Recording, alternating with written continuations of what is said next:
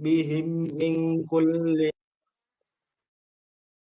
سلام هي حتى مطلع الفجر صدق الله العظيم.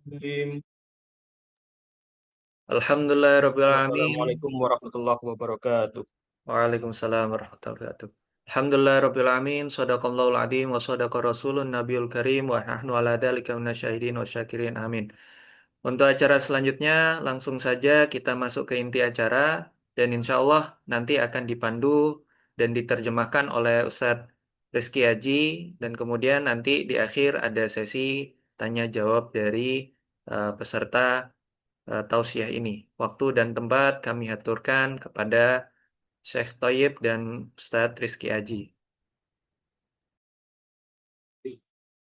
بسم الله الرحمن الرحيم الحمد لله رب العالمين والصلاة والسلام على أشرف الأنبياء والمرسلين سيدنا محمد وعلى آله وصحبه أجمعين اللهم اجعلنا من الذين لسواك لا يريدون وبغيرك لا يفرحون وبأمة سيدنا محمد صلى الله عليه وسلم يشفقون ويرفقون الذين يعرفون ولا يعنفون وعن العيب يغمضون ويسترون ولجميع عورات المسلمين لا يتبعون وبالصلاة عليه يداومون ويحافظون ثم أما بعد فالإخوة الكرام أحييكم بتحية الإسلام الخالدة ألا وهي السلام عليكم ورحمة الله تعالى وبركاته ونسجي الشكر للأخ الأستاذ داندان وللإخوة في مؤسسة يتيم منديري والمترجم أستاذ ريسكي وكافة الحضور على هذه الجلسة المباركة نسأل الله عز وجل أن كما اجتمعنا في هذه الجلسة نجتمع في الآخرة على منابر من نور لا نخاف حين يخاف الناس ولا يحزن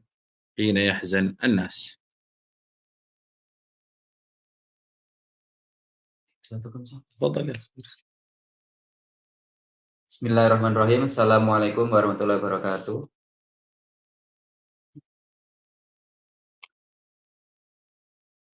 Alhamdulillah. Terdengar nggih suaranya nggih? Nggih, Ustaz. Nggih, alhamdulillah. Beliau di awal telah menyampaikan salam.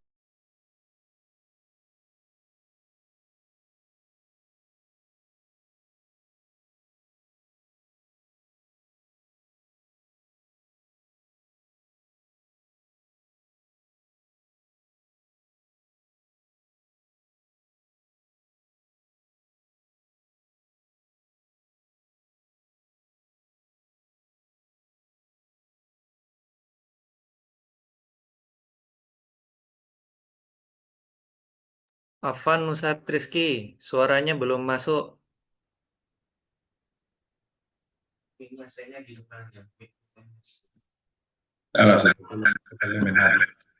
Cek. Masuk nggih? Nggih. Ini sekarang masuk? Nggih.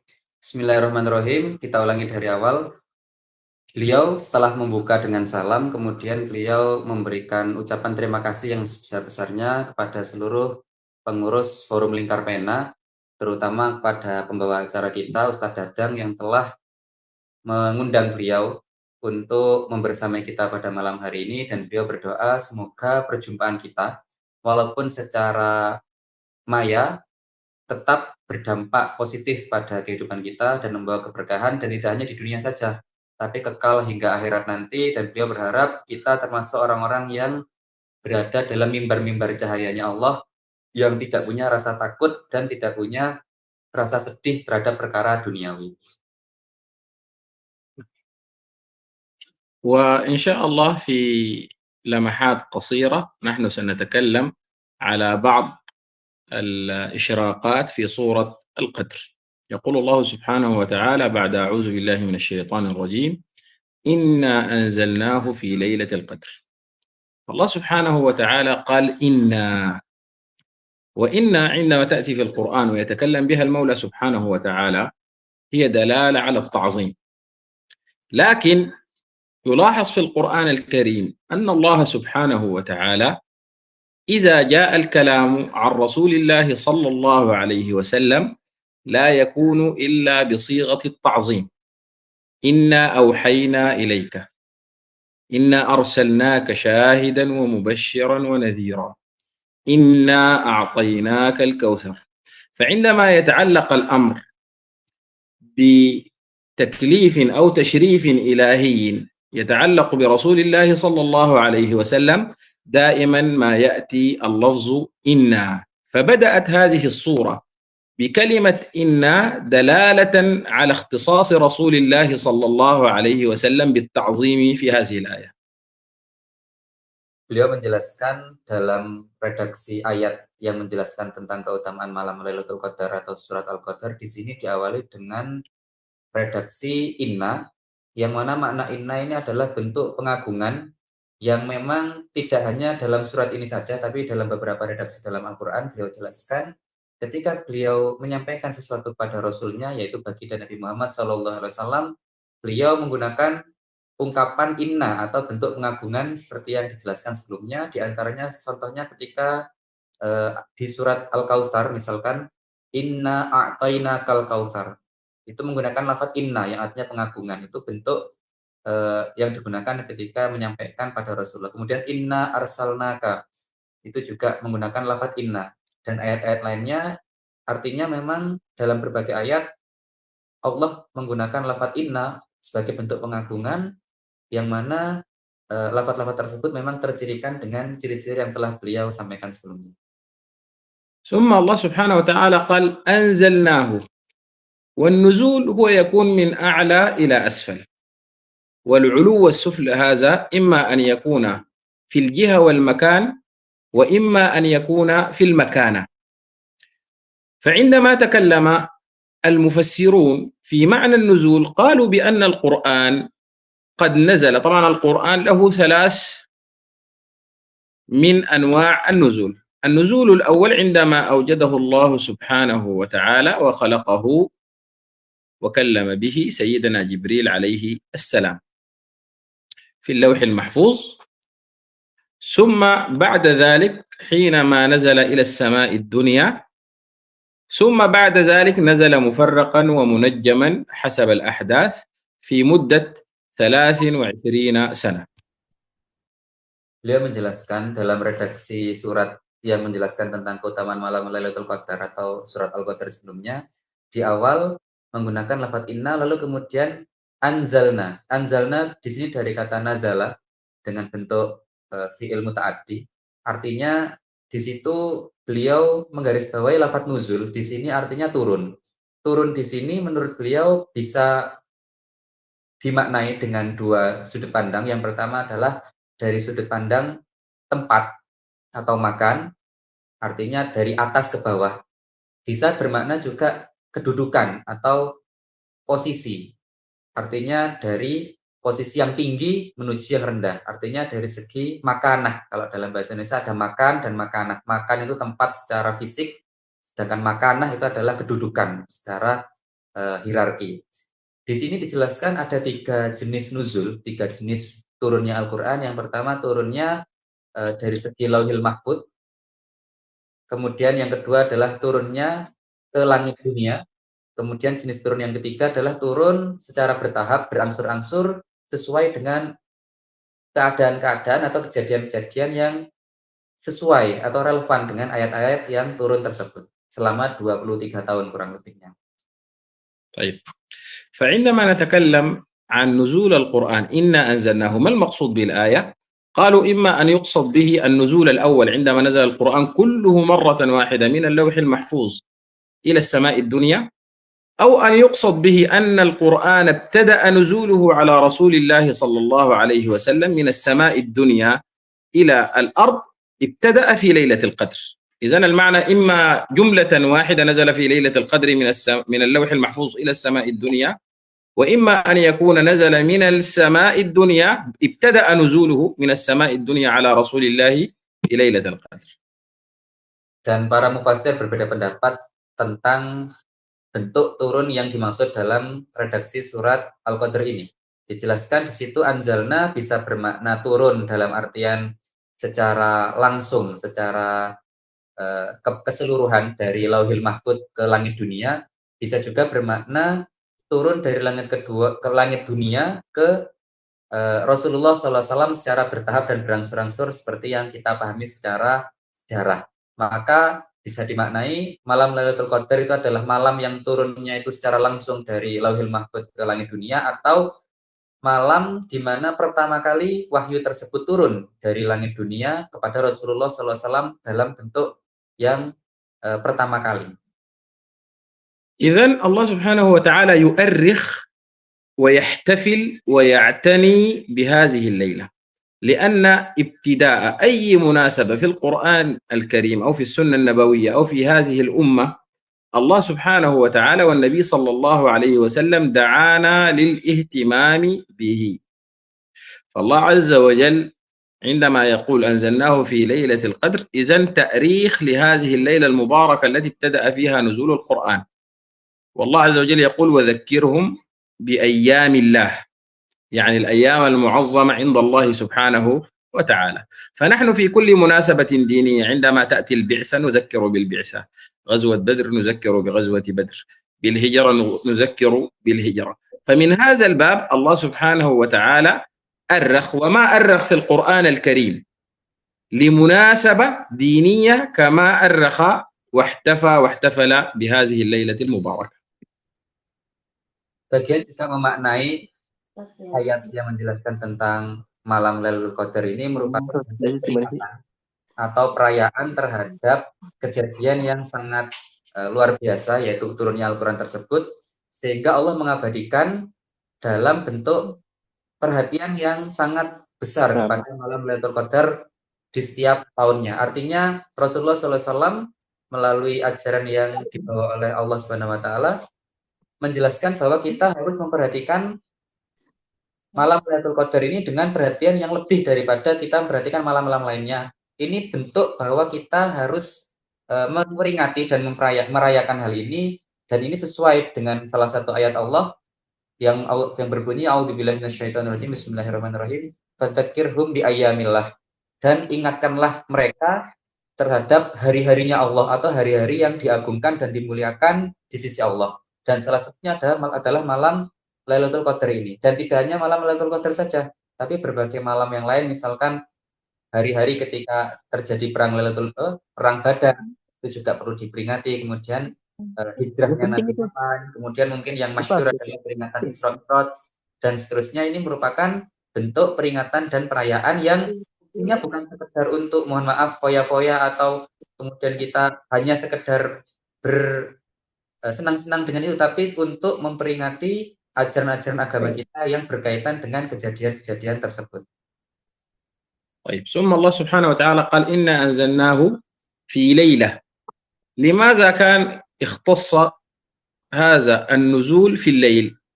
قالوا لأن الليل طبعا الليل أفضل من النهار، وكافة الأحداث العظام والإكرامات الإلهية تحدث في الليل. الإسراء والمعراج حصل في الليل، ابتداء الوحي على رسول الله صلى الله عليه وسلم حصل في الليل، ميلاد رسول الله صلى الله عليه وسلم حصل في الليل. فالليل هو محل الإكرام، ونحن نعرف أن أفضل الأوقات هو في وقت السحر عندما يتنزل المولى سبحانه وتعالى وينادي عباده هل من داع هل من مستغفر هل من سائل. فالليل هو ظرف الإكرام للصالحين وللأنبياء وللمرسلين وللأولياء، وهذا لأنه مكان للستر وللخفاء. فالإنسان كلما ارتفع عند المولى سبحانه وتعالى كلما غاب النظر الحل، وكلما كان قريبا من الخلق كلما كان بعيدا من المولى سبحانه وتعالى، كما يقول الله عز وجل في سورة التين بعد أعوذ بالله من الشيطان الرجيم والتين والزيتون والطور سينين وهذا البلد الأمين لقد خلقنا الإنسان في أحسن تقويم ثم رددناه أسفل سافلين. فالإنسان خلق روحا ربانيا علويا، ثم الله عز وجل ركبه في الجسد فانحط، ثم بعد ذلك طلب منه أن يأتي إلى الله سبحانه وتعالى. فلذلك كان هذا الحدث في الليل، لأن الليل أولا محل الإكرام، ولأن الليل محل الخفاء ومحل الستر، وهذا هو شأن المكرمين من عباد الله عز وجل. beliau menjelaskan di redaksi selanjutnya di ayat ini, beliau bedah satu persatu. Inna anzalnahu fi Lailatul Qadar. Di sini menggunakan redaksi Lailah. Bagaimana kita ketahui Lailah itu artinya malam. Kenapa menggunakan redaksi malam atau mengapa kejadian Lailatul Qadar ini kok tidak terjadi di siang hari atau pagi hari, tapi malam hari? Beliau menjelaskan banyak hikmah yang memang terjadi di malam hari, banyak kejadian-kejadian ilahiyah, kejadian-kejadian spiritual yang luar biasa. Isra Mi'raj itu terjadi di malam hari. Kemudian turunnya wahyu untuk pertama kali di Al-Quran itu juga terjadi pada malam hari. Bahkan lahirnya baginda Nabi Muhammad SAW itu juga pada malam hari. Dan memang malam hari ini merupakan ciri penentu yang menentukan seseorang ini mulia atau tidaknya di sisi Allah. Karena apa? Karena waktu malam ini adalah waktu yang biasanya tidak digunakan oleh orang-orang umum untuk beraktivitas, tapi justru puncak aktivitasnya orang-orang yang punya kedudukan tinggi di sisi Allah seperti para nabi, para rasul dan para wali Allah justru menggunakan kesempatan ini untuk benar-benar memaksimalkan kedekatannya dengan Allah. Dan beliau juga menjelaskan ciri-ciri orang-orang yang dekat dengan Allah adalah orang-orang yang tersembunyi di antara para manusia. Semakin seseorang itu tersembunyi di sisi manusia, maka dia semakin dekat kedudukannya dengan Allah, dan semakin dia terkenal di antara sesama manusia, maka semakin turun derajatnya di sisi Allah. Itu dijelaskan juga dalam surat At-Tin yang beliau isyaratkan sebelumnya. A'udzubillahi minasyaitonirrajim. Bismillahirrahmanirrahim. Wattini wazzaitun wa turi sinina wa hadzal baladil amin laqad khalaqnal insana fi ahsani taqwim tsumma radadnahu asfala safilin. Ahsani taqwim itu bentuk yang sebaik-baiknya, dan menurut beliau maknanya adalah ruh. Artinya manusia dulu sebelum turun ke dunia dengan wujud fisik yang menyelimuti ruhnya, dia awalnya adalah makhluk ruhani, makhluk spiritual, makhluk yang berada di tingkatan yang sangat tinggi bersama para malaikat dan bersifat robbani atau memiliki sifat-sifat uluhiyah yang mana itu merupakan sifat-sifatnya ruh. Namun kemudian setelah turun menjadi makhluk yang kemudian memiliki anggota fisik yang kemudian menyelimuti atau menyelubungi potensi ruhaniyahnya, maka dia menjadi manusia yang turun derajatnya karena dia menampakkan diri di alam duniawi. Maka dari itu sekali lagi beliau ingatkan pada kita, jika kita ingin mendekatkan diri pada Allah, maka kita harus menyembunyikan diri dari manusia, terutama menyibukkan diri di malam hari untuk benar-benar mendekatkan diri pada Allah tanpa sepengetahuan manusia manapun. والله سبحانه وتعالى قد أخفى هذه الليلة، قال إنا أنزلناه في ليلة القدر، لكن ما قال ليلة القدر هذه تكون في رمضان فقط أو تكون في 27 أو 29 أو الأوتار. لذلك اختلف فيها العلماء اختلافا كبيرا. وذكر الإمام الحافظ ابن حجر العسقلاني أن في تعيين ليلة القدر 49 قولا. 49 قول، هل هي في رمضان أو خارج رمضان؟ وإذا كانت في خارج رمضان أين تكون؟ في ربيع أو تكون في شعبان أو تكون في رجب؟ وإذا كان في داخل رمضان هل في أول رمضان أو في آخر رمضان؟ وإذا كانت في آخر رمضان هل هي في جميع الأيام يمكن تدور بينها ولا تكون في الأيام الوترية والشبعية؟ كل هذه خلافات بين العلماء. الخلافات وصلت إلى 49 قولا، وهذا يدل على عظم اهتمام العلماء، لأنه إذا كان الأقوال 49 وكل قول له أدلته وحجته من كتاب الله وسنة رسول الله صلى الله عليه وسلم، هذا يدل على عظم هذه الليلة. Qaulu man ada syekh حافظ ابن حجر العسقلاني في فتح الباري. Beliau menjelaskan informasi yang unik ya, ini juga kita baru pertama kali mendengar dari Imam Ibnu Hajar Asqalani yang kita ketahui bersama adalah syarih dari kitab hadis Sahih Bukhari yang masyhur, kitab sahih yang paling terkenal di seluruh umat muslim. Dijelaskan bahwa beliau menerangkan tentang malam Lailatul Qadar ini, semua ulama insya Allah sepakat bahwa malam ini tersembunyi. Tapi banyak yang kemudian berusaha menggali, berusaha berijtihad dengan berbagai daya nalar berupa dalil nakli maupun akli untuk menggali kira-kira kapan terjadinya, dan ini terdapat 49 pendapat, artinya ada 49 pembahasan, diantaranya pembahasannya Salah satunya apakah terjadi di bulan Ramadan atau di luar Ramadan. Seandainya di luar Ramadan, di bulan apa? Apakah Rabiul Awal atau Rabiul Akhir atau bulan yang lain? Seandainya terjadi di bulan Ramadan, apakah ada potensi di awal hingga akhir atau hanya di 10 malam terakhir? Seandainya di 10 malam terakhir, apakah hanya di ganjilnya saja? Jika ganjil saja, apakah? Dan seterusnya ada sekitar 49 pendapat, dan ini bukan sesuatu yang buruk, justru bentuk banyaknya pendapat yang membahas tentang Lailatul Qadar ini adalah bentuk kepedulian dan bentuk kesungguhan para ulama untuk benar-benar menggali hikmah yang tersembunyi di balik mengapa tersembunyinya malam Lailatul Qadar ini benar-benar dirahasiakan pada seluruh hamba-hambanya. ونجد أن الله سبحانه وتعالى كما يروى عن سيدنا علي بن أبي طالب أخفى 8 في 8، أخفى رضاه في طاعته، وأخفى غضبه في سخطه، وأخفى إجابته في دعائه، وأخفى وليه بين خلقه، وأخفى ساعة الإجابة يوم الجمعة في يوم الجمعة، وأخفى ليلة القدر في السنة، كما أخفى المولى سبحانه وتعالى الاسم الأعظم بين الأسماء، وأخفى الصلاة الوسطى بين الصلوات. وهذا الإخفاء له حكمة من المولى سبحانه وتعالى. Beliau menjelaskan, ini juga informasi baru untuk saya. Beliau setiap pelajaran, alhamdulillah pelajarannya baru, ini juga belum saya persiapkan sebenarnya. Alhamdulillah pengetahuan baru untuk saya pribadi. Mungkin teman-teman sering mendengar bahwa Sayyiduna Ali ibn Abi Thalib radhiyallahu anhu wa karamallahu wajhah, salah satu dari 4 khulafaur rasyidin yang paling muda dan terkenal, paling gerbangnya ilmu seperti itu, memberikan rangkuman yang sangat luar biasa. Beliau menjelaskan ada 8 perkara yang Allah rahasiakan. Allah menyembunyikan 8 perkara dalam 8 urusan. Yang pertama adalah Allah menyembunyikan apa tadi Syekh? Al-awal Syekh?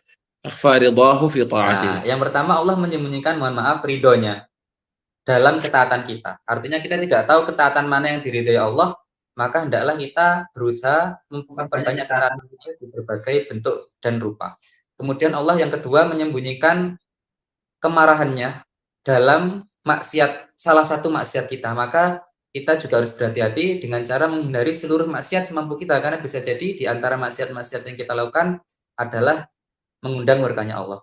Yang ketiga, kemudian Allah menyembunyikan kapan doa kita terkabul di antara berbagai doa-doa yang kita lantunkan ke hadirat Allah Subhanahu wa taala. Yang keempat, Allah menyembunyikan para walinya Allah, para kekasihnya Allah di antara manusia-manusia, agar hikmahnya agar kita menghormati semua orang, karena kita menduga barangkali yang kita anggap remeh adalah orang yang dekat dengan Allah. Kemudian yang kelima adalah Allah menyembunyikan waktu mustajab, waktu-waktu ijabahnya sholat Jumat, atau di waktu Jumat itu ada satu waktu yang mustajab dan itu disembunyikan oleh Allah, dan itu disembunyikan agar kita benar-benar maksimal menggunakan hari Jumat 24 jam itu dalam kebaikan dan memohon pada Allah. Yang kelima, beliau juga menjelaskan bahwa Allah menyembunyikan malam Lailatul Qadar di antara malam-malam yang ada di bulan Ramadan, atau mungkin seperti pendapat yang lain di luar Ramadan. Kemudian yang ketujuh, Allah menyembunyikan Asabi mana Syekh?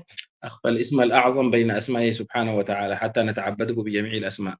Kemudian beliau menyembunyikan, Allah menyembunyikan Ismul A'zam, atau nama Allah yang jika kita baca doa kita pasti mustajab, di antara nama-nama Allah yang banyak tersebut diriwayatkan ada 99.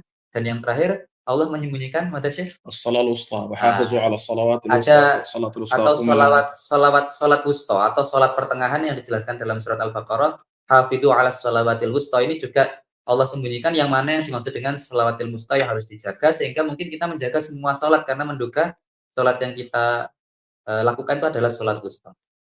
نعم. طيب، وهذا الإخفاء له حكمة من المولى سبحانه وتعالى. أول حكمة من هذه الحكم هو الاهتمام بجميع رمضان، لأن أرجى الأوقات لليلة القدر هو في شهر رمضان. فالإنسان عندما لا يعلم في أي ليلة هذه الليلة هو يقوم جميع ليالي رمضان.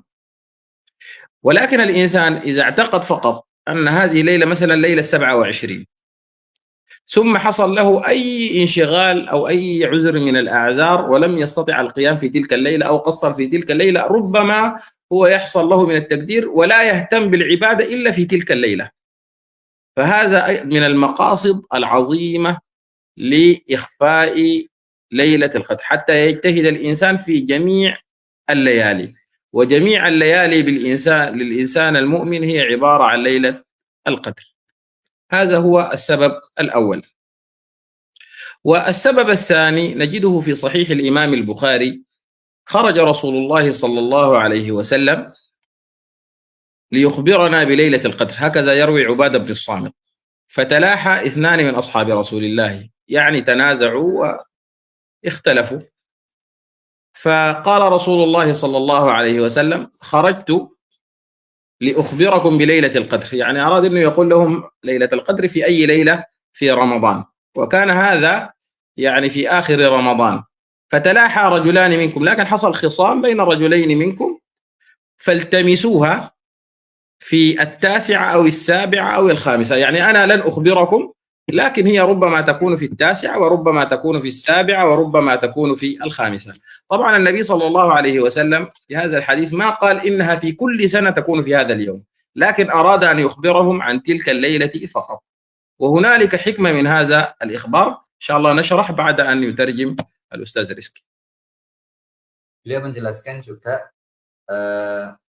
bahwa banyak sekali hikmah yang bisa kita temukan dari disembunyikannya malam Lailatul Qadar ini. Beliau menjelaskan 2 di antaranya. Yang pertama adalah agar seseorang itu benar-benar bersungguh-sungguh secara menyeluruh, tidak hanya memilih malam-malam tertentu sehingga dia benar-benar, kalau bahasa kita, pol-polan untuk ibadah ngegas, tapi hanya di tanggal itu saja, sehingga menjadi tidak stabil ibadahnya. Allah menginginkan, salah satu hikmah terbesarnya adalah ketika itu dirahasiakan, sehingga kita semua malam kita isi dengan kebaikan, dan insya Allah ketika semua malam kita penuhi dengan kebaikan, tanpa kita niatkan, tanpa kita rencanakan, kita insya Allah termasuk orang-orang yang mendapatkan malam Lailatul Qadar itu karena kita setiap malam berbuat kebaikan dan menjaga ketaatan pada Allah. Kemudian yang kedua, hikmah yang kedua adalah diriwayatkan dari sahabat Ubadah bin Somit bahwa suatu ketika baginda Nabi Muhammad SAW pernah keluar dari rumah beliau, kemudian ingin menerangkan atau ingin menyampaikan terjadinya malam Lailatul Qadar itu kapan. Tapi kemudian di tengah perjalanan beliau bertemu dengan para sahabat, bagian sahabat yang mungkin saat itu sedang berbeda pendapat atau sedang berselisih tentang perkara duniawi, yang akhirnya kemudian Rasulullah bersabda pada mereka berdua, sebenarnya aku ingin menyampaikan tentang kapan terjadinya malam Lailatul Qadar, tapi sepertinya memang lebih baik hal itu disembunyikan agar mungkin hikmahnya agar kalian bisa mengambil kebaikan dari disembunyikannya hal tersebut. Tapi jika kalian benar-benar ingin mencarinya, maka berusahalah untuk memastikan malam Lailatul Qadar tersebut di tanggal 29, di tanggal 27, atau di tanggal 25. Karena itu lebih dekat dengan kemungkinan yang ada. ونرجع لكي نشرح هذا الحديث، نربط مع سورة القدر. نحن شرحنا قوله إنا وأنزلناه وليلة، لكن ما تكلمنا عن كلمة القدر نفسها. القدر هذه لها 3 معاني راجحة عند العلماء. المعنى الأول بمعنى المنزلة والمكانة، يعني ليلة القدر بمعنى ليلة المنزلة وليلة المكانة وليلة التعظيم. هذا المعنى الأول.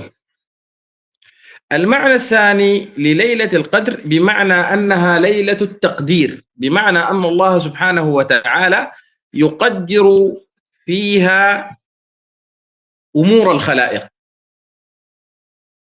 بمعنى يكتبها في صحف الملائكة في هذه الليلة، لأن مقادير الخلائق كتبت أصلا في اللوح المحفوظ، لكن تنقل في هذه الليلة إلى صحف العباد. وهذا القول أولى من القول بأنها تكون في ليلة النصف من شعبان. هذا المعنى الثاني، أنها الليلة التي تكون فيها مقادير الخلائق في صحف الملائكة. المعنى الثالث لليلة القدر بمعنى أنها ليلة التضييق. القدر ظن أن لن نقدر عليه، يعني لن نضيق عليه، في قصة سيدنا يونس عليه السلام. والضيق لماذا هي ليلة القدر ليلة الضيق؟ قالوا لأن الملائكة تنزل والملائكة كثيرة فتضيق بها الأرض لكثرة الملائكة النازلة في هذه الليلة. Alhamdulillah beliau menjelaskan tentang makna inna, sudah menjelaskan tentang anzalna, sudah menjelaskan tentang makna lailah, kemudian al-qadar. Di sini jarang para ulama yang bahas tentang al-qadar, mungkin dalam mimbar-mimbar umum, tapi dalam kitab-kitab mereka mungkin banyak. Al-qadar di sini memiliki banyak sekali makna. Dalam bahasa Arab kita ketahui bahwa satu kata itu bisa memiliki beragam ma'ani atau makna-makna yang sangat beragam. Itulah sampai ada namanya ilmu ma'ani dalam cabang ilmu balaghah. Dan di sini beliau jelaskan ada salah satu maknanya al-qadar di sini adalah kedudukan atau kemuliaan. Artinya Lailatul Qadar di sini adalah malam yang dimuliakan Allah atau diagungkan Allah karena memang banyak kebaikan-kebaikan yang ada di dalamnya. Itu kita ringkas intinya seperti itu. Yang kedua, makna yang kedua adalah al-qadar di sini bermakna at-takdir atau ketetapan. Ketetapan di sini maksudnya seluruh takdir makhluk yang berkaitan dengan dirinya itu ditentukan di malam Lailatul Qadar ini. Dan sebagian ulama berpendapat seandainya maknanya adalah Lailatul Qadar ini berkaitan dengan takdir, maka malam nisfu Sya'ban yang juga diriwayatkan merupakan malam ditentukannya takdir, itu kata beliau malam Lailatul Qadar itu lebih utama daripada malam nisfu Sya'ban seandainya sama-sama terjadi penentuan takdir di situ. Kemudian makna yang ketiga, al-qadar di sini bermakna nuqaddir atau membatasi. Jadi bisa dimaknai juga al-qadar di sini adalah sempit. Kenapa sempit? Sempit di sini maksudnya karena ketika malam Lailatul Qadar, malam itu seluruh malaikat turun sehingga langit menjadi sesak dengan malaikat karena saking banyaknya, saking penuhnya sehingga menjadi sempit seakan-akan keadaan di situ secara rohani memang tidak terlihat secara fisik tapi sebenarnya ruang untuk manusia sangat sempit dan diliputi oleh kedamaian dan ketenangan yang berasal dari penuhnya malaikat di langit bumi yang terjadi di malam Lailatul Qadar tersebut. والمعنى الأول اللي هو التعظيم. طبعا هذا التعظيم الله سبحانه وتعالى قال إنا أنزلناه في ليلة القدر وما أدراك، والكاف هذه تسمى كاف الخطاب. إذن هذا المعنى اللي هو معنى الإنزال والتعظيم أولا يتوجه لرسول الله صلى الله عليه وسلم بمعنى أني عظمتك يا محمد وأكرمتك يا محمد اللهم صل وسلم وبارك عليه بهذه الليلة. إذن التكريم أولا يتوجه لرسول الله صلى الله عليه وسلم، ثم بواسطة رسول الله أو بسبب انتمائنا لرسول الله صلى الله عليه وسلم يتوجه التكريم إلى أمة النبي صلى الله عليه وسلم، لأن خادم العظيم عظيم وتابع الكريم كريم، فكنا خير أمة أخرجت للناس لما نال هذا التكريم خير الناس عليه الصلاة والسلام. Beliau menjelaskan juga pada makna wa ma adraka di ayat setelahnya. Di sini lafadz ka menunjukkan makna kaf khitab, artinya satu orang saja yang diajak bicara. Artinya makna asli dari ayat ini sebenarnya adalah baginda Nabi Muhammad SAW. Artinya apa? Artinya malam Lailatul Qadar ini sebenarnya adalah bentuk cara Allah memuliakan baginda Nabi Muhammad SAW dengan adanya malam Lailatul Qadar ini. Ini makna yang pertama. Makna yang kedua yang menjadi implikasi dari statement ini adalah umatnya Rasulullah SAW. Kenapa? Karena beliau bilang tabiul azim azim, tabiul karim karim. Artinya umatnya baginda Nabi Muhammad SAW yang merupakan umat terbaik. Ini dikatakan umat terbaik karena memiliki nabi yang terbaik. Maka ketika kita senantiasa memiliki ta'alluq atau relasi ikatan yang kuat dengan baginda Nabi Muhammad SAW, maka kemuliaan, keagungan, dan kedahsyatan yang Allah berikan pada baginda Nabi Muhammad SAW berupa kemuliaan-kemuliaan duniawi maupun ukhrawi akan juga disematkan kepada seluruh pengikutnya yang setia hingga hari kiamat. طيب إذن هذا هو المعنى الأول. نأتي إلى المعنى الثاني والمعنى الثالث، وهو معنى يتعلق بمعنى المعجزة والكرامة. لأن قلنا المعنى الثاني بمعنى أنها تكون مقادير الخلائق في هذه الليلة، وأمر التقدير ووجود الأمر في صحف الملائكة هذا أمر غيبي لا يطلع عليه الإنسان إلا إذا كان من أصحاب البصيرة الذين يرون الملائكة ويتصلون بالملائكة كما كان صحابة رسول الله صلى الله عليه وسلم وكما كانت السيدة مريم. فهذا من الأمور الجائزة عقلا والجائزة شرعا. الاحتمال الثالث أن الملائكة تنزل. إذن الإنسان الذي يكون له اطلاع على هذا الأمر، على نزول الملائكة ورؤية الملائكة وسلام الملائكة، سلام هي حتى مطلع الفجر، من معاني السلام أنها تقرئ السلام وما تنزل به من الرحمات على العباد.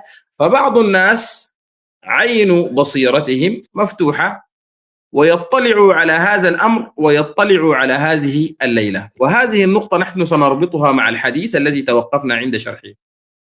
Beliau menjelaskan makna yang pertama sudah kita bahas, kemudian makna yang kedua dan makna yang ketiga yaitu tentang takdir makhluk yang kemudian itu kita pahami sebagai sesuatu yang gaib karena terjadi di suhuf atau kitab catatan para malaikat.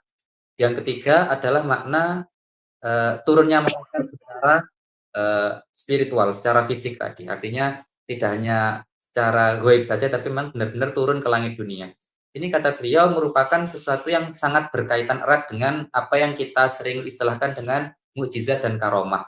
Mengapa demikian? Karena kata beliau jika dimaknai Lailatul Qadar malam penentuan takdir, sedangkan takdir itu ada sesuatu yang gaib, sesuatu yang rahasia dan hanya ada di lembar catatan para malaikat yang itu tidak bisa dilihat oleh siapapun.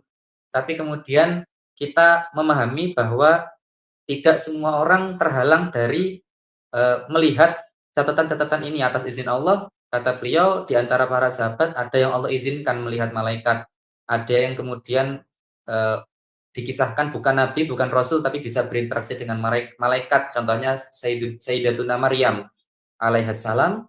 Dan ini merupakan hal-hal yang menurut beliau jaiz akli, artinya secara akal mungkin, dan secara syar'i, secara syariat Allah juga bukan sesuatu yang mustahil. Dan memang orang-orang yang Allah bukakan basiroh atau mata hatinya, kemudian Allah izinkan memandang atau melihat perkara-perkara yang gaib tersebut, bukan hal yang tidak mungkin karena itu terjadi atas izin Allah. Kemudian yang ketiga, makna yang ketiga, seandainya memang itu dimaknai sebagai turunnya malaikat di langit dunia sehingga bumi ini, langit bumi ini penuh sesak dengan malaikat, maka kita termasuk orang-orang yang dijelaskan dalam ayat salamun hiya hatta matla'il fajr. Artinya para malaikat menyampaikan salam, jika secara lisan mungkin assalamualaikum dan sebagainya, tapi secara spiritual adalah makna hakikinya salam adalah kedamaian, kesejahteraan. Artinya orang-orang yang mendapati malam tersebut biasanya ketika mata hatinya telah Allah buka, telah Allah jadikan bisa merasakan hal-hal yang mungkin tidak bersifat fisik atau bersifat metafisik, bersifat spiritual, biasanya akan merasakan kedamaian dan ketenangan yang luar biasa ketika malam tersebut terjadi. إذن الفائدة الأولى من المعنى الأول لليلة القدر بمعنى أنها ليلة المنزلة والتعظيم أن الحبيب لا يترك باب حبيبه سواء كانت ليلة وترية أو ليلة زوجية أول رمضان آخر رمضان، المحب الصادق لا يترك باب حبيبه. هذا المعنى الأول نكون انتهينا من الكلام عليه. ننتقل إلى المعنى الثاني. Artinya beliau memberikan kesimpulan bahwa makna pertama yang kita jelaskan bahwa Allah memuliakan Nabi Muhammad SAW ini juga bukan dari sisi Allah saja. Begitupun juga dari sisi baginda Nabi Muhammad SAW, beliau juga ومن أمة النبي صلى الله عليه وسلم نحن أيضا سواء عرفنا أنها ليلة فردية أو ليلة زوجية نحن نقومها كلها لأن المحب لا يترك باب حبيبه، لا يأتي في ليلة فردية ويترك ليلة زوجية. Sama halnya kata beliau diibaratkan kita sebagai umatnya baginda Nabi Muhammad SAW yang kita kemudian misalkan malam pertama kita, itu tidak mungkin kita meninggalkan istri kita di malam pertama kita. Artinya tidak mungkin seorang kekasih itu meninggalkan kasihnya. Ini adalah hal yang masuk akal secara pemahaman manusia. Begitupun juga baginda Nabi Muhammad SAW itu tidak akan meninggalkan malam-malam ganjil, tidak akan meninggalkan malam-malam bulan Ramadan, dan tidak akan meninggalkan pintu kekasihnya, yaitu Allah Subhanahu wa Ta'ala. Ini makna yang pertama. المعنى الثاني والثالث قلنا من باب الكرامة. الإمام السبكي عندما علق على الحديث لماذا النبي صلى الله عليه وسلم لم يخبر أصحابه عنده كتاب اسمه الحلبيات، نقل عنه الحافظ ابن حجر العسقلاني، قال: وإنما أخفاها رسول الله صلى الله عليه وسلم لأنها كرامة، والكرامة سترها أفضل. إذا الإنسان اطلع إنه هذه الليلة ليلة القدر، الله عز وجل فتح بصيرته خلاص ورأى أن هذه الليلة ليلة القدر، فهذه كرامة. قالوا الكرامة يسترها الإنسان. السبب الأول لكي لا يرى نفسه فيسلب. إبليس قال: أنا خير منه، خلقتني من نار وخلقته من طين. فكل خير هو من الله سبحانه وتعالى، سواء كان في الدين والدنيا، لذلك لا يخبر به الإنسان لكي لا يسلب. هذا السبب الأول. السبب الثاني لأنه لا يأمن الرياء. الإنسان يتكلم: أنا ختمت القرآن 3 مرات وتصدقت ب100 مليون روبية أصلي في الليل 20 ركعة، ربما هو يتكلم بهذا الكلام، فهذا يؤدي به إلى الرياء، والرياء بمعنى طلب المحمدة من الناس. فعدم الإخبار لعدم العجب، حتى لا يعجب بنفسه وحتى لا يقع في الرياء. والسبب الثالث إنه حتى لا يقع الناس في الحسد، لأنه أنت عندما تخبر وتقول والله أنا رأيت ليلة القدر، وهذا ربما يدعو بعض الناس لكي يحسدوا الإنسان، كما في قصة سيدنا يوسف عليه السلام مع سيدنا يعقوب، عندما تكلم له بالرؤيا سيدنا يعقوب قال له: يا بني لا تقصص رؤياك على إخوتك فيكيدوا لك، مع أن الرؤيا رؤيا خير ورؤيا حق وهي رؤيا نبي، لكن قال له: لا تخبرهم فيكيدوا لك. فالإنسان يخفي ما عنده من الخير إلا عن خواص أحبابه، ليس كما نرى الآن الناس حياتها كلها منشورة على وسائل التواصل الاجتماعي، يأكل في الفيسبوك ويشرب في الواتساب وينام في حجرته مع زوجته على التيك توك، فهذه من المصائب. Beliau menjelaskan ada sebuah kitab yang disebut dengan Al-Halabiyat yang ditulis oleh salah satu imam ulama di sejarah ulama yang kita kenal, yaitu Imam As-Subki, dan hal ini diriwayatkan oleh Imam Ibnu Hajar Al-Asqalani dalam pendapat beliau menjelaskan bahwa hikmah disembunyikannya malam Lailatul Qadar itu sebenarnya permasalahan utamanya adalah karena ini merupakan إلى الحديث، تقول له نحن توقفنا في الحديث ولم نبين لماذا النبي صلى الله عليه وسلم لم يخبرهم، فهذا هو السبب. Nah, kemudian di sini intinya Imam Ibnu Hajar Al-Asqalani menjelaskan tentang hadis yang tadi dibahas, mengapa Rasulullah menyembunyikan malam Lailatul Qadar itu, karena kata penulis kitab Ibnu Hajar Al-Asqalani tadi, penulis kitab syarah Sahih Bukhari atau Fathul Bari tadi, karena hal ini merupakan karomah. Sedangkan sudah kita sering dengar bahwa karomah itu adalah sebuah kemuliaan yang Allah berikan pada hamba-hambanya dan harus disembunyikan. Harus disembunyikan. Mengapa harus disembunyikan?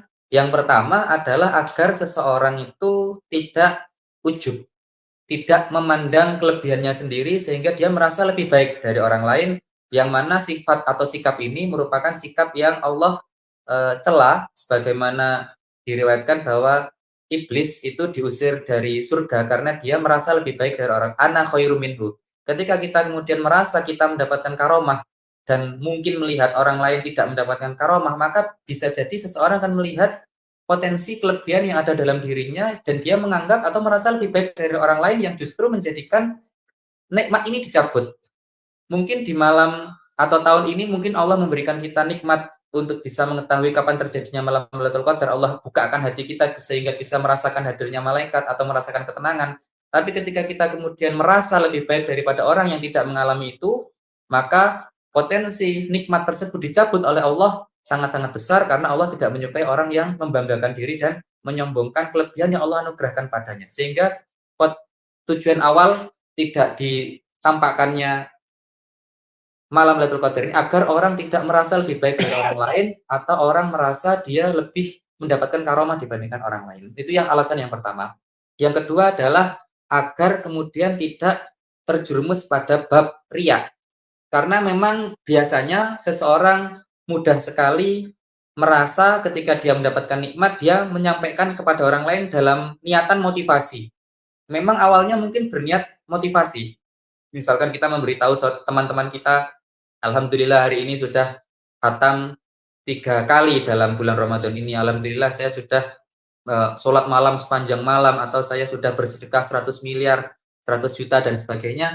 Ini mungkin niat awalnya untuk motivasi, tapi manusia tidak lepas dari potensi lalai, potensi kekurangan, sehingga ketika kita menampakkan kebaikan yang mungkin niatnya untuk motivasi orang lain, kita juga harus berhati-hati, jangan-jangan kita termasuk orang-orang yang masih merasa senang ketika dipuji manusia. Sedangkan kita ketika menyampaikan kebaikan kita pada orang lain dan secara tidak langsung kita mungkin ingin dipuji dan kemudian kita mendapatkan pujian dan kita senang dengan itu, maka bisa jadi itu juga menghilangkan kebaikan dan pahala yang mungkin pernah kita lakukan dari kebaikan-kebaikan yang kita jalani dan kita ceritakan tersebut.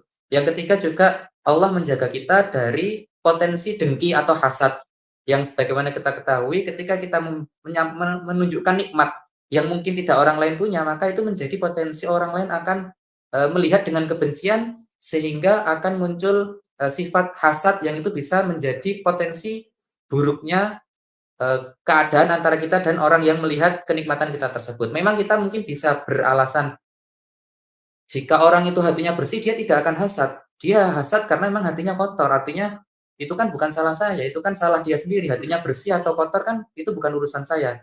Kata beliau, tetap kita sebagai orang yang tahu potensi-potensi itu ada dan kita tetap menyebarluaskan hal-hal yang berpotensi membuat orang lain dengki atau hasad, maka kita juga termasuk menjadi penyebab orang lain berbuat dosa, dan jangan sampai kita termasuk orang-orang yang mengundang hasad orang lain kepada kita karena kita menceritakan karomah atau anugerah yang Allah berikan dari keajaiban-keajaiban yang mungkin tidak dialami oleh manusia pada umumnya. طيب، ونحن لا نقول هذا الأمر خاص بأصحاب الكرامة، فالذي يقوم كل الليالي هذه له نصيب من ليلة القدر، سواء عرف بهذا النصيب أو لم يعرف بهذا النصيب، لأن بعض الدعاء الله عز وجل يستجيبه في الدنيا، وبعضه يؤخره للآخرة، وبعضه يدفع به عنا البلاء كما جاء عن رسول الله صلى الله عليه وسلم. كذلك من الأشياء التي نحب أن ننبه عليها اللي هي مسألة اهتمام الناس بعلامات ليلة القدر. في هذه طبعا ليلة القدر النبي صلى الله عليه وسلم ذكر لها علامات، من إنها ليلة القمر فيها يكون صافي، وإنه لا يسمع فيها نباح الكلاب، والشمس عندما تطلع ليس لها شعاع. كل هذه العلامات الإنسان لا يهتم بها، وإنما يهتم بالعبادة، لأنه لا سبيل لليقين والقطع بأن هذه الليلة، فالإنسان لا يتشاغل بالعلامات عن الليلة نفسها، ولا يمكن القطع بأن هذه الليلة هي ليلة القدر إلا لمن كان من أهل البصيرة ومن أهل الكشف. إذن كل إنسان قام هذه الليالي جميعا له نصيب من ليلة القدر، عرف أو لم يعرف. الأمر الثاني أنه لا ينشغل الناس بعلامات ليلة القدر، بل ينشغلوا بقيام ليلة القدر. Dia menjelaskan di awal, memang tidak semua orang Allah anugerahi kemampuan atau kelebihan untuk bisa merasakan kehadiran malaikat dan mengetahui kapan terjadinya malam Lailatul Qadar, apakah di malam ini atau di malam itu. Tapi kata beliau, ini bukan berarti kemudian hanya orang-orang khawas atau orang-orang yang Allah bukakan mata hatinya, atau orang yang bisa berinteraksi dengan malaikat, atau orang yang bisa memandang keajaiban-keajaiban spiritual itu saja yang berkesempatan mendapatkan keutamaan malam Lailatul Qadar ini. Tapi seluruh orang, siapapun itu, entah itu dia punya kemampuan untuk melihat atau tidak, merasakan atau tidak, ketika dia menyibukkan seluruh malamnya di bulan Ramadan dengan Qiyamul Lail, dengan menghidupkan kebaikan-kebaikan di malam Lailatul Qadar, maka dia juga mendapatkan bagian yang sama dengan orang-orang yang mengetahui. Artinya dia mengetahui atau tidak mengetahui, maka ketika dia mendapatkan malam Lailatul Qadar, ini merupakan anugerah dan keutamaan yang dianugerahkan pada orang tersebut. Maka kata beliau, kebanyakan orang, mohon maaf, sangat memperhatikan tanda-tandanya. Misalkan matahari berwarna putih bening, teduh ketika paginya, misalkan tidak terdengar suara anjing sama sekali, kemudian mungkin ketenangan dan kedamaian sangat-sangat terasa di malam tersebut, dan banyak sekali tanda-tanda lainnya. Orang mungkin menyibukkan diri untuk mencari tahu di internet, mencari tahu di berbagai media-media lainnya, tapi kemudian mohon maaf, kebanyakan orang sibuk dengan tanda-tanda ini dan sibuk mencari tahu apakah di malam ini ataukah di malam itu. Sedangkan orang yang soleh, kata beliau, tidak menyibukkan diri dengan tanda-tanda itu. Artinya ada atau tidak adanya malam itu, terjadi atau tidak terjadinya malam itu, mereka fokusnya adalah bagaimana menghidupkan seluruh malam-malam di bulan Ramadan itu dengan kebaikan. Yang otomatis ketika kita punya prinsip fokus kita adalah bagaimana menghidupkan malam-malam itu dengan kebaikan, maka insya Allah kita akan mendapatkan malam Lailatul Qadar. Sebaliknya, meskipun kita mengetahui malam Lailatul Qadar itu kapan, atau kita tahu pasti mungkin dengan tanda-tanda tersebut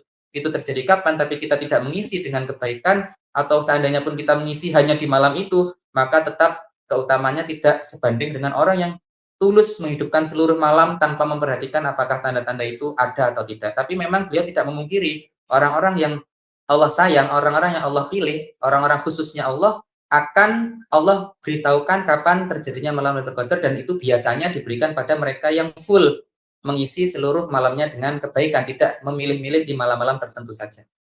وآخر نقطة سنشير إليها في هذه الجلسة المباركة إن شاء الله، اللي هي مسألة ما نفعله في ليلة القدر في هذه العشر الأواخر من رمضان إن شاء الله. نسأل الله عز وجل يجعلنا من أهلها. فالسيدة عائشة كما يروي الإمام البخاري ومسلم في الصحيح أنها سألت النبي صلى الله عليه وسلم فقالت: يا رسول الله، إذا وافقت ليلة القدر ماذا أقول؟ ليلة القدر هي ليلة عظيمة، بل هي من أعظم الليالي، والإنسان إذا التقى بالعظيم الكريم لا بد أن يطلب شيئا عظيما. أنت الآن إذا قدر لك والتقيت برئيس الشركة أو رئيس الدولة وقال لك اطلب مني ما تشاء، أنت ستطلب أمرا عظيما، يعني لن تطلب منه تقول له والله أنا داير ليته أريد خمسته ب5 روبية، هذا لا يليق، لا بد أن تطلب أمرا عظيما. طيب ماذا ستطلب؟ هل ستطلب سيارة آخر موديل، أو زوجة جميلة، أو وظيفة عالية، أو فلوس كثيرة؟ كل هذه من الدنيا، والدنيا لا تساوي عند الله جناح بعوضة كما قال النبي صلى الله عليه وسلم. فالسيدة عائشة تريد أن تعرف من رسول الله في هذه الليلة العظيمة التي الله سبحانه وتعالى قال فيها أن سيعطي عباده ما يشاءون، ماذا تطلب؟ قال لها: قولي. ماذا تقول؟ اللهم إنك عفو تحب العفو فاعف عني. طيب لماذا اختار النبي صلى الله عليه وسلم هذا الدعاء؟ قالوا من الحكمة. من هو العفو؟ العفو هو الذي لا يؤاخذ على السيئات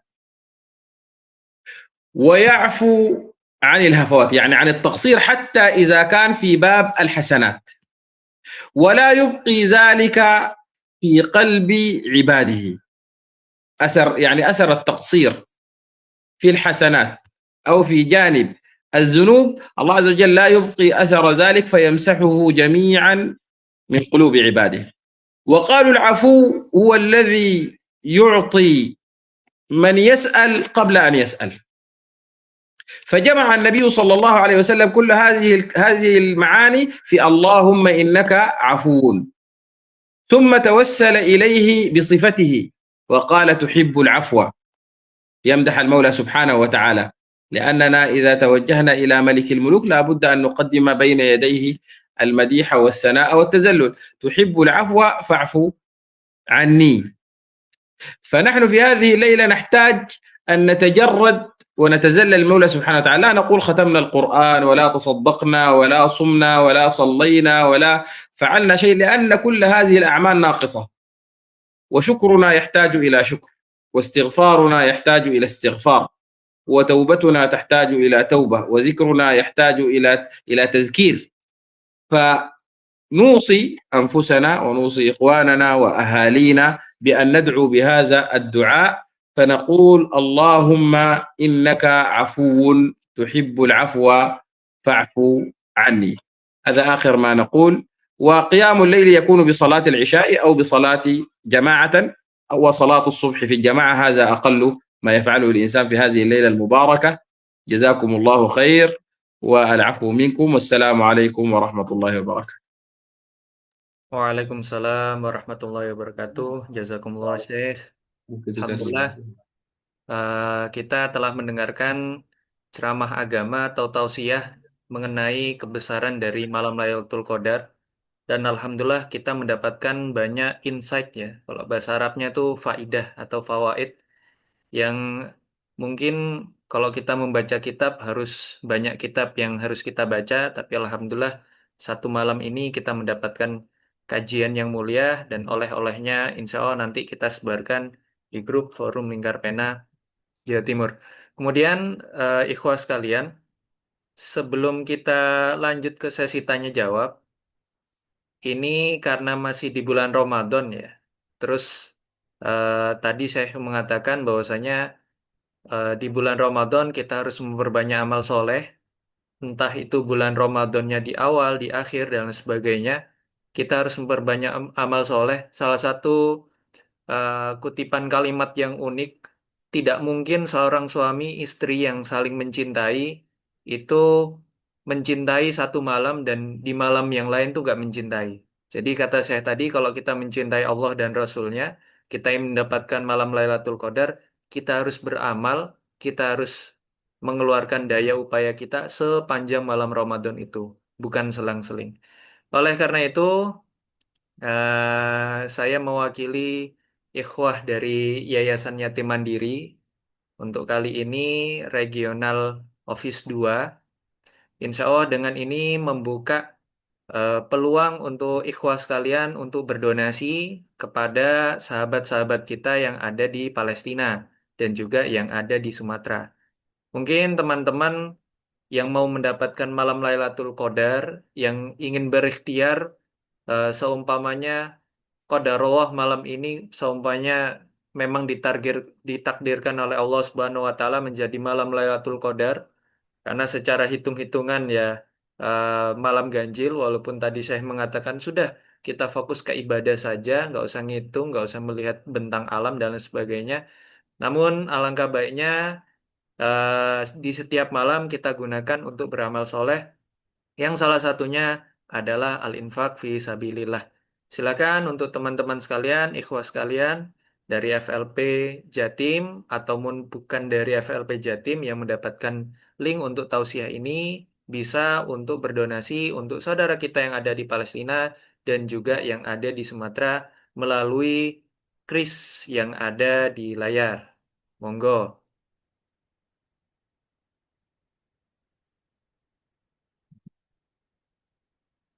Insya Allah, harta yang kita infakkan adalah tabungan kita di hari akhir. Nanti ketika kita sudah meninggal, hanya ada satu amalan yang diinginkan oleh orang-orang yang sudah meninggal sesuai dalam ayat Al-Quran. La akhartani ila jarin qalib, la asaddaqo aku minas solihin. Artinya ketika kita sudah meninggal, hanya satu amal yang diinginkan oleh ahli kubur, yaitu bersedekah fi sabilillah.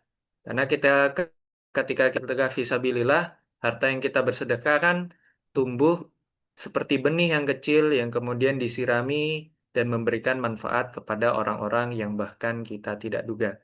Silahkan untuk teman-teman bersedekah dan membantu saudara kita yang ada di Palestina. Kami beri waktu 1 menit. Monggo. Insya Allah dari Yayasan Yatim Mandiri adalah yayasan yang sudah berdiri lebih dari 30 tahun, mengelola mengelola dana umat dan menyalurkannya kepada ikhwah kita yang berhak untuk mendapatkannya. Monggo, silahkan.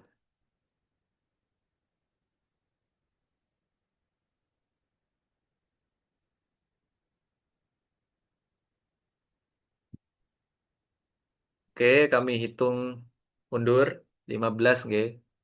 Kemudian kita masuk ke sesi tanya jawab. Nanti boleh bertanya langsung memakai bahasa Indonesia atau menuliskan di kolom chat. So, kami buka untuk 2 penanya. Oke, 10 mundur. 9, 8, 7, 6, 5, 4, 3, 2, 1. Jazakumullah khairan kathiran untuk ikhwah kita yang bersedekah. Dan insya Allah nanti di akhir, seumpamanya, Mas, saya lupa nih, HP saya masih kepake nih. Jadi saya masih belum bisa scan nih. Insya Allah nanti kita akan share link untuk krisnya dan juga untuk sedekah kepada saudara kita yang ada di Palestina. Yang kali ini kita wakilkan kepada Yayasan Yatim Mandiri. Taib, Alhamdulillah kita langsung masuk ke sesi tanya jawab. Silahkan yang ingin bertanya bisa menuliskan di kolom chat, nggih. Atau mungkin langsung bisa mengangkat tangan. Insya Allah ada Ustadz Rizky yang sangat kompeten, Insya Allah alim ulama Banyuwangi yang akan membantu kita dalam menerjemahkan. Monggo, 2 pertanyaan. Izin tanya. Tanya tips untuk mendapatkan malam Lailatul Qadar. Ustadz Rizky mungkin bisa dibantu pada syekhnya.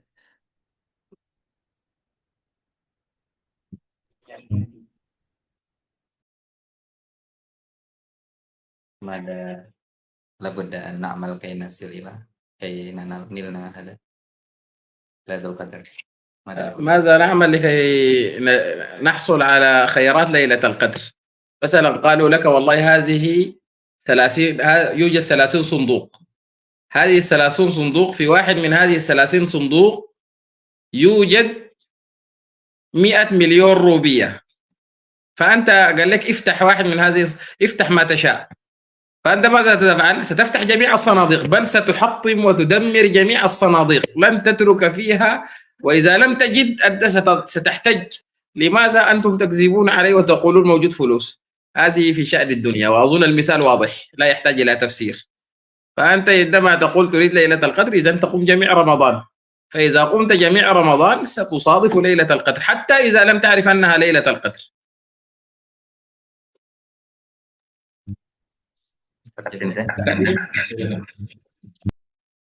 Syekhnya menjelaskan bahwa perumpamaan yang sangat sederhana, tidak perlu dijelaskan panjang lebar, adalah ini dalam urusan dunia. Seandainya kita berhadapan dengan seseorang yang kemudian membawa 30 peti kecil, di dalamnya ada cek rekening sebesar 100 juta. Di antara salah satu peti kecil 30 peti itu ada cek 30 juta dan kita diminta untuk membuka peti terserah kita. Bukan hanya satu peti, tapi kita boleh bebas membuka peti mana yang kita buka, dan yang punya peti mengatakan kalau kamu bisa menemukan ceknya, ambil. Jika kita kemudian tidak dibatasi untuk membuka peti yang mana, maka kita akan membuka semuanya. Dan seandainya kita kemudian setelah membuka semuanya tidak menemukan sama sekali, maka kita tinggal mengatakan saja bahwa orang yang punya peti tadi yang mengatakan hal tersebut berarti pembohong. Dan kita tinggal apa namanya?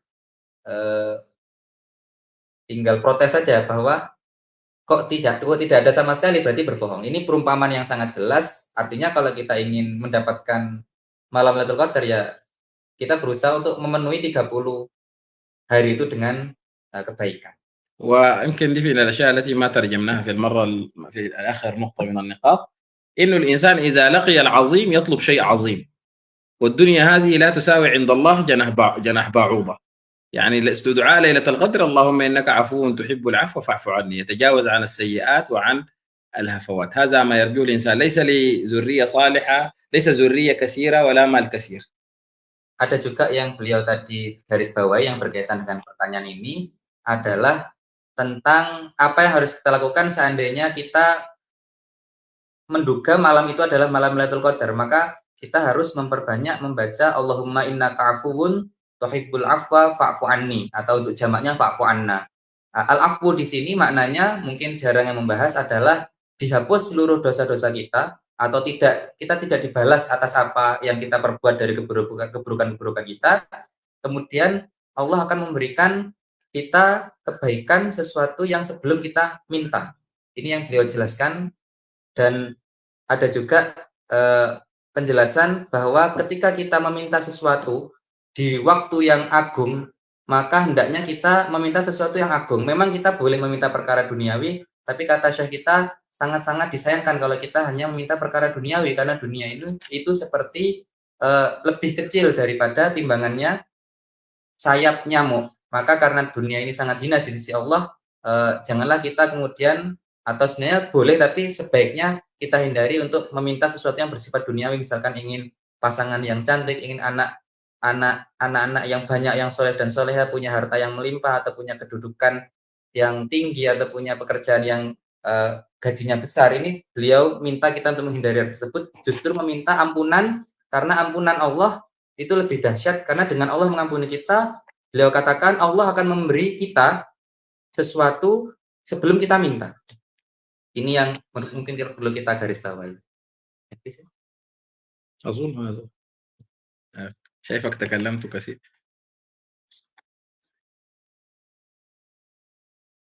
Kemudian ada pertanyaan selanjutnya, Ustadz Rizky. Izin bertanya, apakah melakukan sholat taubat pada 10 malam hari terakhir di bulan Ramadan, apakah akan mempermudah dosa kita diampuni? Monggo. Al-insan idza yusalli salat at-taubah hal hada yusahil li yughfar dzunub atau li yuhattat ad-dzunub ماذا رأيكم في من يصلي صلاة التوبة في عشر أخير صلاة التوبة.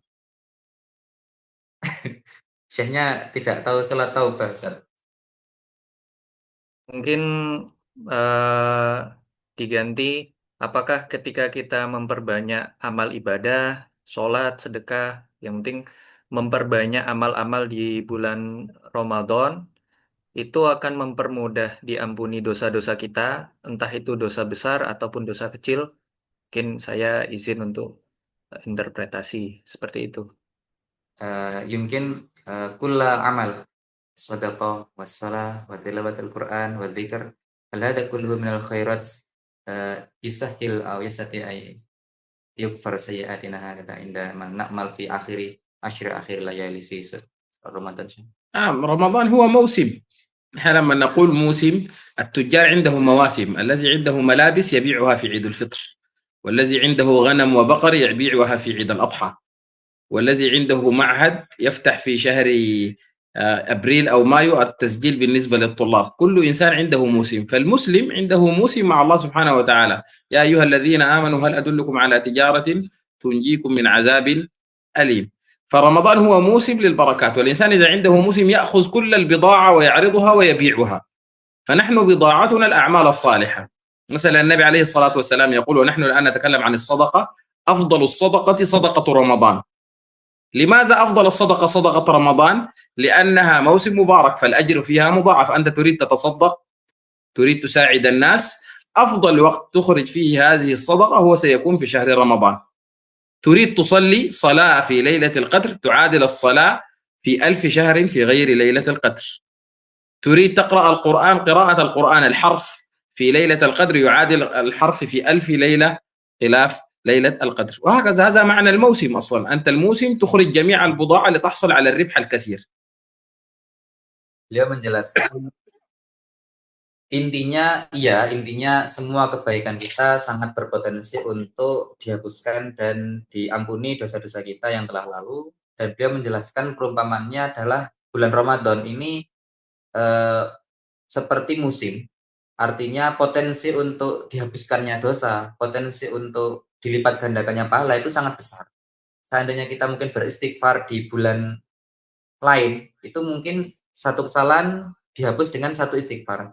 Ini seakan-akan kita baca satu istighfar mungkin bisa menghapus 1000 kesalahan. Seakan-akan seperti itu, mungkin saya ringkaskan agar lebih mudah kita pahami. Tapi beliau jelaskan agak lebih detailnya agar kita mungkin dapat gambaran yang lebih luas, bahwa setiap orang, apapun profesinya, itu punya musim, punya waktu panennya masing-masing. Misalkan seperti orang yang berjualan pakaian, itu musim panennya adalah ketika Idul Fitri.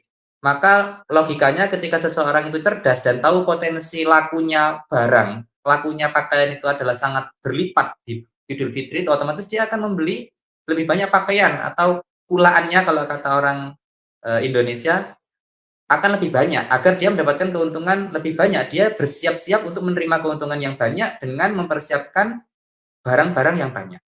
Begitupun juga orang yang berjualan sapi, kambing, peternak, itu musimnya adalah Idul Adha. Ketika dia mendekati Idul Adha, dia pasti akan berusaha mempersiapkan banyak hewan untuk dijual, sehingga keuntungannya pun semakin berlipat. Semakin banyak dia kulaan, semakin banyak dia membeli modalnya, maka semakin berlipat ganda keuntungan yang dia punya. Begitupun juga dengan profesi-profesi lainnya, misalkan seorang kepala sekolah atau seorang pengasuh pondok pesantren, dia akan mempersiapkan ketika akan masuk tahun ajaran baru, ketika murid-murid akan datang, dia mempersiapkan dengan mungkin banner, dengan selebaran, atau di media sosial dia akan menggunakan berbagai potensi yang ada untuk menarik minat semaksimal mungkin. Begitupun juga antara Allah dan hambanya, ada yang disebut dengan musim, di mana di situ Allah lipat gandakan dan Allah benar-benar memberikan keuntungan yang berlipat ganda, sebagaimana dijelaskan dalam salah satu ayatnya. Allah berfirman, a'udzubillahi minasyaitonirrajim, bismillahirrahmanirrahim, ya ayyuhalladzina amanu hal adullukum ala tijaratin tunjikum min adzabin alim. Di ayat ini dijelaskan ada lafaz tijarah. Tijarah di sini jual beli, yang artinya ibarat hidup kita ini adalah kita menjual amal-amal kita agar dibeli oleh Allah. Maka ketika kita kemudian berhasil mendapatkan keuntungan yang besar, maka kita akan beruntung. Ketika kita tidak memaksimalkan potensi ini, maka kita akan termasuk orang-orang yang merugi. Dan Ramadan ini adalah di mana potensi berlipat gandanya keuntungan kita sangat besar. Ibarat kita punya dosa, itu punya hutang, maka ketika kita menebusnya di bulan Ramadan, maka tebusannya menjadi sangat berlipat ganda. Artinya dengan kita bermodal satu amalan, misalkan sedekah. Sedekah, kata beliau, adalah sebaik-baik ibadah, dan sebaik-baik sedekah adalah di bulan Ramadan. Maka betapa dahsyatnya orang yang bersedekah di bulan Ramadan, berapapun nominalnya, apalagi besar. Kemudian kata beliau, seandainya kita menggunakan jalur membaca Al-Quran. Membaca Al-Quran juga sangat luar biasa, seakan-akan kita membaca Al-Quran 1000 kali lipat dibandingkan dengan malam-malam yang lain. Kemudian ketika melaksanakan sholat misalkan, itu seakan-akan satu sholatnya kita sebanding dengan orang yang melakukan sholat sepanjang malam, sehari semalam, setiap hari, bertahun-tahun, selama 80 tahun lebih. Diibaratkan seperti itu kebaikan dan pahalanya. Orang yang cerdas akan berusaha menggunakan kesempatan ini untuk fokus meraup keuntungan yang sangat besar dan luar biasa, yang sebanding dengan kita beribadah puluhan tahun seperti. Alhamdulillah, barakallahu fikum. Ini ada soal terakhir Ustaz, dari Ibu Farida Agustina. Jika seorang wanita mengalami haid di 10 hari terakhir bulan Ramadan, jadi tidak mungkin untuk iktikaf, membaca Quran, memegang mushaf, sholat, dan lain sebagainya, apakah berarti sudah tertutup kesempatannya untuk memperoleh Lailatul Qadar? Atau adakah tips untuk mendapatkan Lailatul Qadar untuk akhwat? Secara umum kan mungkin kita tidak tahu datangnya kapan. Jadi untuk akhwat, untuk persiapan ketika hari normal dan ketika hari tidak normal, kira-kira ketika hari tidak normal apa saja yang bisa dilakukan oleh akhwat untuk mendapatkan kemuliaan dari bulan Ramadan, khususnya malam Lailatul Qadar. An-Nisa indama ya'ti al-haid laha la yastati' yusalli wa la yastati' yaqra al-Qur'an wa la yastati' ya'taqi fil masjid wa la yastati' ya'mal kull syai' al-muta'alliqa bi haliha hal indaha fursah bi ayyanal Lailatul Qadar binisbah ila halihi la yastati' ya'mal kama ya'maluna ar-rijal la yastati' yusalluna al-isya wa la yastati' yusalluna as-subh hakadan hal indaha fursah madza la budaya ta'mal hadha An-Nisa. ليلة القدر تحصل بقيامها، والقيام يحصل. النبي عليه الصلاة والسلام السيدة عائشة سألته إذا وافقت ليلة القدر ماذا أقول؟ قال لها قولي اللهم إنك عفو تحب العفو فاعف عني. الدعاء هذا ليس عنده علاقة أنت حائض، كنت طاهرة، مستحاضة، هذا في كل وقت تدعو الله عز وجل على كل حين وفي كل حال. هذا أمر لا يتوقف أبدا. هذا الأمر الأول. الأمر الثاني قراءة القرآن، وإن لم تجز إمساك المصحف فجمهور العلماء جوز القراءة من الهاتف في الهاتف، لأن الهاتف هذا لا يعد مصحفا، أو سماع القرآن هذا أيضا عبادة. إذن هذه عبادة يمكن أن تقوم بها. الأمر الثالث اللي هو الذكر، سبحان الله، الحمد لله، لا إله إلا الله، الله أكبر، لا حول ولا قوة إلا بالله. هذه لا تتوقف على مسألة الطهارة أو مسألة الحيض. الأمر الأعظم من ذلك أن خدمتك لزوجك ولأبنائك ولأبيك ولمن تطبخين الطعام وتصنعين الشراب وتنظفين البيت وترتبين كل هذه الأعمال هي في صحيفة حسناتك يوم القيامة. النبي عليه الصلاة والسلام قال من فطر صائما فله مثل أجره. أنت عندما تصنعين الطعام ثواب هؤلاء الصائمين كله يكون لك مثلهم، فأنت تكوني أكثر منهم أجرا إن شاء الله سبحانه وتعالى. فقط لا تقصري في الأعمال. أنت يعني عندما تخدمين تحصلين على الأجر، عندما تقرأين القرآن من الهاتف تحصلين على الأجر، عندما تذكرين الله سبحانه وتعالى تحصلين على الأجر. ونية المؤمن خير من عمله. يعني الإنسان ربما يعمل وعمله يكون فيه عجب ورياء وكبر وسمعة وغيرها تحبط العمل، لكن عندما تكون النية قوية، يا الله أنا أريد أن أصلي لكن موجود عذر، خلاص الله عز وجل يكتب لك ثواب العمل وإن لم تعملي. Beliau memberikan ringkasan, intinya niat seseorang, tekad seseorang itu lebih baik daripada tindakannya. Betapa banyak orang yang mampu bertindak atau mungkin berhasil sholat malam tapi kemudian dia membanggakan sholat malamnya, merasa itu sudah sangat segalanya, sangat luar biasa, seakan-akan dia sudah memenuhi hak Allah, maka bisa jadi amal yang sudah dia lakukan, padahal dia sudah melakukan, itu tertolak atau tidak diterima oleh Allah. Dan betapa banyak orang yang sebenarnya punya niat yang kuat, sangat ingin, punya tekad untuk melaksanakan, tapi memang terhalang oleh keadaan, misalkan dia kemudian naudzubillah min dzalik sakit, atau benar-benar ada udzur syar'i, atau misalkan terjadi seperti haid pada wanita, ini kan di luar kehendaknya, maka niatnya tersebut menjadikan dia seakan-akan sudah melakukan hal tersebut dalam catatan amal kebaikan. Dan beliau menjelaskan sangat banyak potensi kebaikan yang bisa dilakukan terutama oleh saudari-saudari kita, akhwat, ibu-ibu, mbak-mbak, adik-adik yang mungkin mengalami haid, mengalami halangan. Apa itu? Salah satunya yang paling utama adalah doa yang diajarkan oleh Sayyidatuna Aisyah radhiyallahu anha yang beliau dapatkan dari baginda Nabi Muhammad SAW dalam riwayat hadis yang sahih. Dijelaskan bahwa pernah Sayyidatuna Aisyah radhiyallahu anha bertanya, "Ya Rasulullah, seandainya saya ingin mendapatkan malam Lailatul Qadar, apa yang harus saya minta? Apa yang harus saya lakukan? Apa yang harus saya ucapkan?" Maka kemudian Rasulullah berpesan, ucapkanlah, jika kamu ingin mendapatkan malam Lailatul Qadar, ucapkanlah Allahumma innaka afuwun tuhibbul afwa fa'fu anni. Sering beliau sampaikan di majelis-majelis lainnya, hendaknya seseorang mengulang-ulang doa ini setelah maghrib, setelah tarawih, sebanyak mungkin semampunya, jika mampu sepanjang malam sampai sebelum subuh atau setelah subuh hingga terbit matahari. Ini adalah hal yang baik, artinya semampu kita sebanyak mungkin. Intinya kita memohon al-afwa, yang al-afwa ini maknanya adalah Allah hapuskan segala dosa kita dan Allah berikan kita kebaikan atau memberikan apa yang kita butuhkan sebelum kita meminta.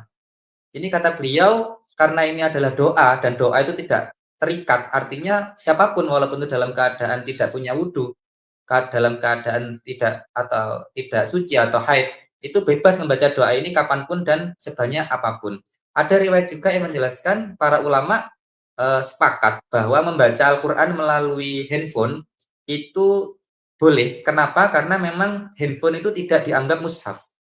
Ada juga cara lain adalah dengan mendengarkan murattal, mendengarkan lantunan-lantunan bacaan Al-Quran melalui bisa radio, TV, handphone, dan sebagainya. Ini juga bagian dari kebaikan yang bisa kita laksanakan. Atau zikir apapun, zikir mutlak seperti subhanallah, alhamdulillah, Allahu Akbar, la ilaha illallah, la haula wala quwata illa billah, dan zikir apapun itu juga boleh dibaca oleh seorang wanita ketika haid. Maka banyak potensi-potensi kebaikan yang bisa kita lakukan.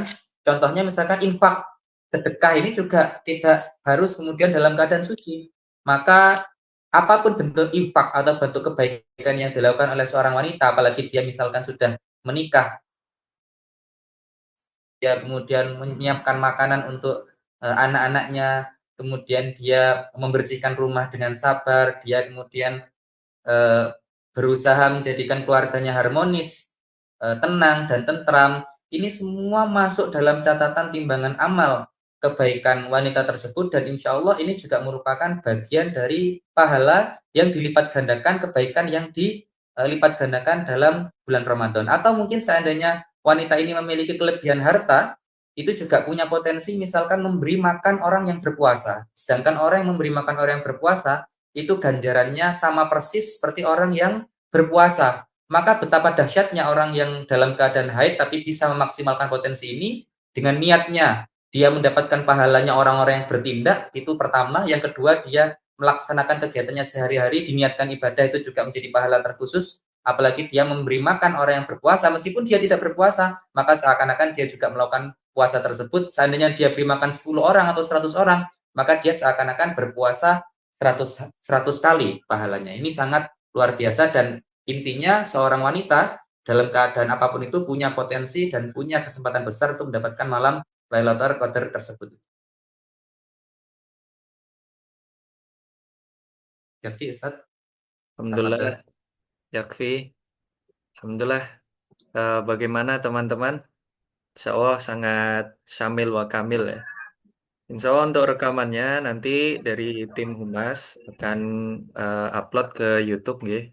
Untuk notulensinya, Alhamdulillah kami sudah merangkumnya dan Insya Allah eh, dekat-dekat ini akan kita buatkan carousel dan lain sebagainya. Kemudian ada juga link untuk donasi untuk saudara kita yang ada di Palestina. Kemudian untuk penutup acara, Alhamdulillah tidak terasa kita di penghujung acara dan Insya Allah ini adalah ikhtiar kita dalam menghidupkan malam-malam Lailatul Qadar. Marilah kita tutup dengan doa yang insya Allah akan dipimpin oleh Syekh Thayyib Salah. Waktu آمين. الحمد لله رب العالمين حمدا يوافي نعمه ويكافي مزيد. اللهم صل وسلم وبارك على سيدنا محمد وعلى آله وصحبه وسلم. اللهم إنك عفو تحب العفو فاعف عنا يا كريم. اللهم نسألك العفو والعافية والمعافاة الدائمة في الدين والدنيا والآخرة. اللهم نسألك من كل خير سألك منه عبدك ونبيك سيدنا محمد صلى الله عليه وسلم، ونعوذ بك من كل شر استعاذك منه عبدك ونبيك سيدنا محمد صلى الله عليه وسلم. اللهم ببركة هذه الليلة المباركة انصر إخواننا المستضعفين في غزة وفلسطين، وانصر إخواننا في السودان، وانصر المسلمين في كل مكان. اللهم اجز عنا سيدنا محمد صلى الله عليه وسلم مما هو أهله. سبحان ربك رب العزة عما يصفون وسلام على المرسلين والحمد لله رب العالمين. جزاكم الله خير. Alhamdulillahirrabbilalamin, kita sudah di penghujung acara. Tidak terasa sudah 1 jam setengah. Semoga yang kita lakukan malam ini ditulis oleh Allah Subhanahu wa taala sebagai amal soleh di mizannya dan semoga nanti kita kelak di akhirat dikumpulkan sebagaimana kita hari ini melakukan kajian yang disebut oleh Nabi Muhammad SAW sebagai taman dari taman-taman surga. Sekian dari kami, jika ada kesalahan kami mohon maaf. Wabillahi taufiq wal hidayah wa ridho wal inayah. Jazakumullah Syekh wa Ustadz Rizky.